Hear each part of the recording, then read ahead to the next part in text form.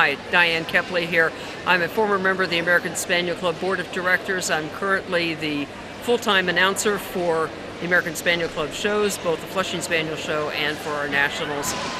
We are doing a series of interviews with some of the icons of our breed, some of the breeders and the handlers who have been with our breed for a number of years, in hopes of letting some of the newer people to the breed and even some of the older people to the breed know a little bit more about the people who are involved, where our breed has come from, and hopefully we'll get some kind of guidance in terms of where we feel the breed should be going.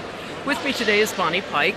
For those people who know Bonnie, they know that Bonnie and her husband Wilson have been in Cockers for quite some time.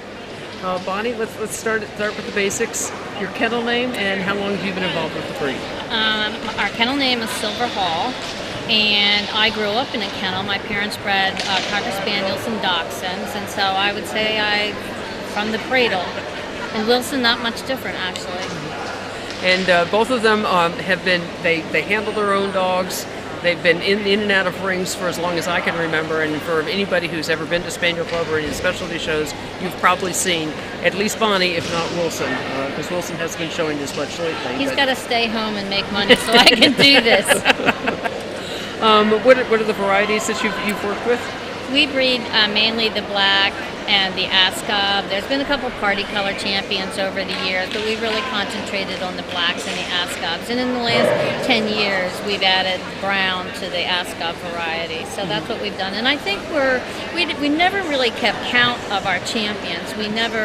It's not the goal, the number of champions. It's, I guess it's the winning. I think we're probably over 250 now. For people who may not be have been involved in the breed as long as you have, you've seen changes over the years with the breed. Can you kind of describe what those changes are and where you see the breed, like when you started, and then where we are at this point? Has the breed evolved a lot lately for you? I don't think the breed's evolved at all. Personally, I think that maybe we've devolved. Is that a word? Sure it is. I think that we had, in the old days when I started, I'm a life member, I think I joined in about 1973, the classes were gigantic. I can remember an Ascot Open bitch class of 36 where they split it in groups of 12 to judge, then make the cut. And one time in the futurity, Linda Pitts judged the futurity, the black 6 to 9 class had 39 in it, and the 9 to 12 class had 41. Right. So I see that happening. I think we're a high maintenance breed. I think there's less people wanting to put the time into the coat care, but I think all breeds are dealing with the same issues now. I think we're seeing that there are fewer people actively breeding as well, so that there are fewer dogs being bred. Right. In a lot of regards to Absolutely.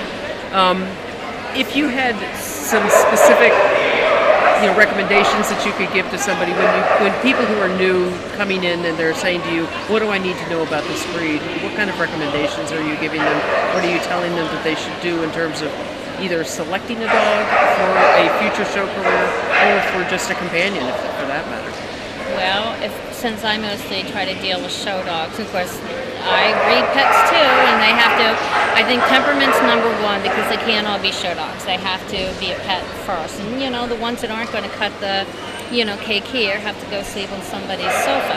If you're going to get into showing, I say go to a couple dog shows and start watching. Go to both spaniel clubs, watch who's winning, and try to fix in your mind's eye what outline of the dog you like. And then gravitate to those people, introduce yourself, be a pest, and try to beg them to mentor you. And it's not always easy for new people to find those mentors, but if they come to a big specialty show, whether it's American Spaniel Club or whether it's a major specialty show someplace in their area, there will be somebody there who will talk to you. But the key I've always found, and see if you agree with me, is that you need to talk to 2 or 3 different people when you first start out to make sure you're getting the information that you really need and that you want to move Well, forward. I agree, because there's, a lot of people that act like they have a lot of knowledge and really don't. And that's why going to shows like this, or even smaller shows or specialties, you can, start watching. And I mean, it's like if you were breeding horses, which we've done, or we've never bred goats, but, it's your eye picking up the balance of the animal. And, I don't just finding what you want, and then find the people that have what you want. I mean, I did that with Laura Henson. Absolutely. When Laura Henson moved out here from the West Coast a million years ago, I mean, we had all the big handlers in those days. Laura Henson came out here. She was beautiful herself, and her dogs were outstanding. And I was maybe 20 years old time, and I'm like, I want me some of that. And I would say that she's had more influence on me personally than anybody else, because I wanted dogs that looked like her. And I still think that was the goal I always had. If I remember correctly, you also were involved in the early days of your breeding program in the mid-Atlantic states, where you had the Archer Kennel, and you had I worked number for of the other- Archer Kennels. Right. I never lived there. I was married at the time, but they would pick me up at on their way to the northern dog shows, and I brushed for them. I didn't get paid, and they always found a roommate for me, and they paid for my meals, and it was the best experience of my life. I got to meet the people. I got to see the famous dogs. I mean, like I said, I feel in those days I was able to walk with kings. Right. Exactly. Maybe I didn't walk with them. I followed behind them, like, adoringly. But And I think that's another key point that you've just made, that oftentimes some of the people that we're now seeing in the rings as some of the up-and-coming handlers, there are people who have worked for other handlers, who have worked for some of the good ones, whether it's the Pitts, whether it's whoever it is, like in your day, whether it was Artmuth Benhoff Right. or whoever it might have been.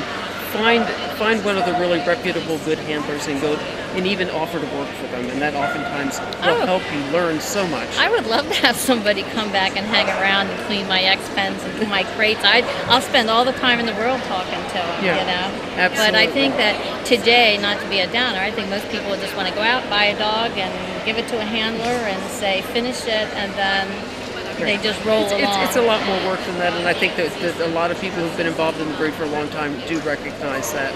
Well, Bonnie, it's been great talking to you. It's always good to get your perspective thanks for asking me. on the breed. Again, Diane Kepley here with Bonnie Pike of Silver Hall Kennels.